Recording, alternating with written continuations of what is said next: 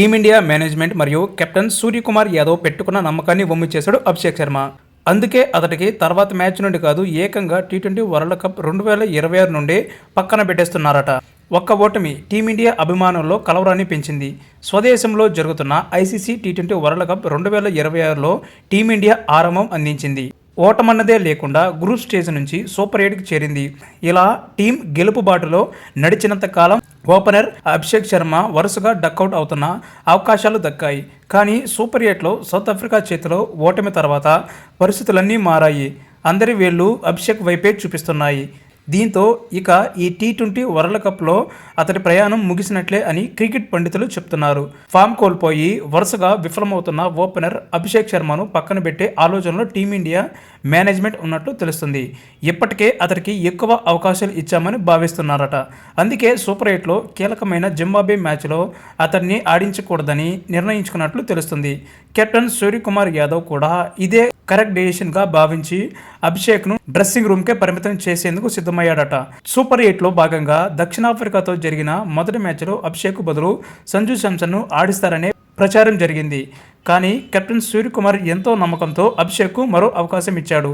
కానీ అతడు ఆ నమ్మకాలన్నీ నిలబెట్టుకోలేదు.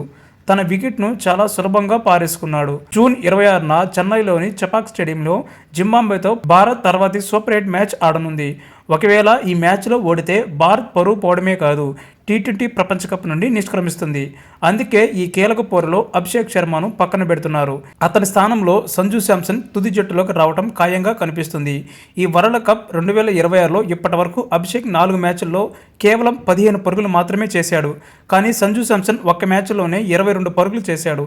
జింబాబ్వే మ్యాచ్లో సంజు శాంసన్ ఓపెనర్గా బరిలోకి దిగి రాణించాడో అభిషేక్ శర్మ 2026 వరల్డ్ కప్ నుండి తప్పుకున్నట్లే. అతడు తిరిగి జట్టులోకి వచ్చే అవకాశం ఉండదు. వరల్డ్ కప్ టోర్నీ మొత్తం సంజు శాంసన్నే ఆడిస్తారు.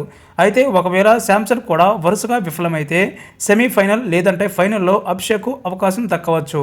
కానీ జింబాబ్వేతో ఓడితే వరల్డ్ కప్ నుండి టీమిండియా అవుట్ అవుతుంది. అలా జరగకుండా వ్యూహాలు రచిస్తుంది. ఇందులో భాగంగా అభిషేక్ను ఇప్పటికైతే పక్కన పెడుతున్నారు.